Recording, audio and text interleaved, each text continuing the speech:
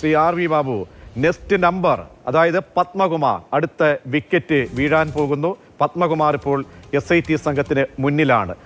അങ്ങനെയെങ്കിലും ഒരു അറസ്റ്റിലേക്ക് പോകാനുള്ള സാധ്യത നമുക്ക് തള്ളിക്കളയാൻ കഴിയില്ല. എന്താണ് അങ്ങ് വിലയിരുത്തുന്നത്?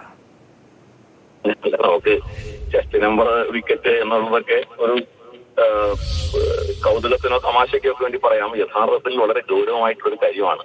വളരെ സീരിയസ് ആയിട്ടുള്ള ഒരു വിഷയത്തിലേക്ക് നമ്മളിപ്പോ കടക്കുകയാണ്. കാരണം ദേവസ്വം ബോർഡിന്റെ പ്രസിഡന്റ് ഇപ്പൊ വാസുവിനെ അറസ്റ്റ് ചെയ്തു. വാസു പ്രസിഡന്റ് മാത്രമായിരുന്നില്ല, കമ്മീഷണർ എന്നുള്ള നിലയ്ക്ക് കൂടിയുള്ള അദ്ദേഹത്തിന്റെ ആക്ഷൻസ് ആണ് പ്രധാനമായിട്ടും അവിടെ കുറ്റകരമായി തീർന്നിട്ടുള്ളത്.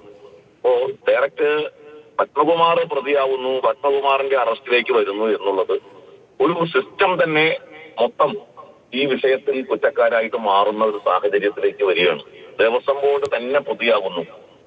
അപ്പോ എത്ര വലിയ ഗുരുതരമായ അല്ലെങ്കിൽ എത്ര അപമാനകരമായ കാര്യമാണ് ഒരു ബോർഡ് തന്നെ പ്രതിയാകുന്ന സ്ഥിതിയിലേക്ക് വരിക എന്ന് പറഞ്ഞാൽ.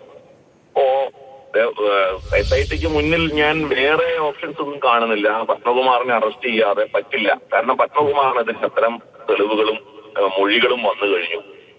പത്മകുമാറിന്റെ അറസ്റ്റ് അനിവാര്യമാണ്. അത് ബോർഡിന്റെ ചരിത്രത്തിൽ തന്നെ ഏറ്റവും നാണം കെട്ട ഒരു ചരിത്രമായിരിക്കും, യാതൊരു സംശയമില്ല. ഭക്തജനങ്ങളെ സംബന്ധിച്ചിടത്തോളം അതൊരു വലിയ ആശ്വാസകരമാണ്. പക്ഷെ അവിടെ നിൽക്കേണ്ടതല്ല.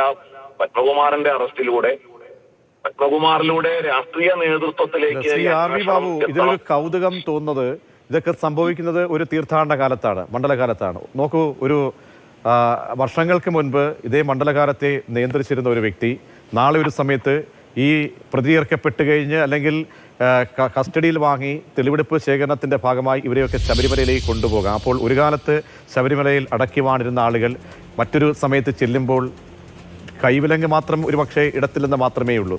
ആ ചെല്ലുന്നൊക്കെ അവസ്ഥയൊന്ന് ആലോചിച്ച് നോക്കൂ ശ്രീ ആർ വി ബാബു. അത് അയ്യപ്പന്റെ ഒരു കളിയായിട്ട് മാത്രമേ ഞാനതിനെ കാണുന്നുള്ളൂ. നമ്മള് ഈ കേസ് വന്ന സമയത്ത് ഓർക്കുന്നില്ലേ, മാതൃഭൂമിയിലും ഒക്കെ പത്മകുമാർ പറഞ്ഞ കാര്യങ്ങളുണ്ട്. ഞാനൊന്നും അറിഞ്ഞിട്ടില്ല, എനിക്കൊന്നും അറിയില്ല, ഞാൻ ഉണ്ണികൃഷ്ണൻ പോയിട്ടേ പോലും അറിയില്ല, ഈ കാര്യങ്ങളിലൊന്നും എനിക്ക് ബന്ധമില്ല എന്നായിരുന്നു പത്മകുമാർ അന്ന് പറഞ്ഞത്. എന്ന് മാത്രമല്ല, ഈ സ്വർണം നഷ്ടപ്പെട്ടു എന്നുള്ള വാർത്ത പോലും അദ്ദേഹം അംഗീകരിക്കാൻ തയ്യാറായില്ല. ഇതൊക്കെ നിങ്ങളുടെ പഴയ ബൈറ്റ്സ്, പഴയ ആർക്കൈവ്സ് എടുത്ത് നോക്കിയാൽ കാണാൻ സാധിക്കും. അപ്പൊ എല്ലാ ആരോപണങ്ങളും അദ്ദേഹം നിഷേധിക്കുകയായിരുന്നു അന്ന് ചെയ്തിരുന്നത്. പക്ഷെ പിന്നീട് ഇപ്പോ വരുമ്പോൾ അതെല്ലാം സത്യമാണെന്ന് വരുന്നു. ആ ശബരിമലയുടെ അടക്കം 1250 ക്ഷേത്രങ്ങൾ, ശബരിമല മാത്രമല്ല 1250-ലേറെ ക്ഷേത്രങ്ങൾ അടക്കി ഭരിച്ച ഒരാൾ കുറ്റവാളിയായിട്ട് അയ്യപ്പന്റെ മുമ്പിലേക്ക് എത്തുന്ന ഒരു സാഹചര്യം എന്ന് പറഞ്ഞാൽ അത് അദ്ദേഹത്തിന്റെ മാത്രമല്ല, ഞാൻ മൊത്തം വിശ്വാസികളുടെ മുമ്പിലും അപമാനം കൊണ്ട് നമ്മളൊക്കെ അപമാനം കൊണ്ട് തലകുനിക്കേണ്ട ഒരു സാഹചര്യമാണ് സത്യത്തിൽ വരുന്നത് എന്നാണ് എനിക്ക് തോന്നുന്നത്. ശരി, വളരെ നന്ദി ശ്രീ ആർ വി ബാബു.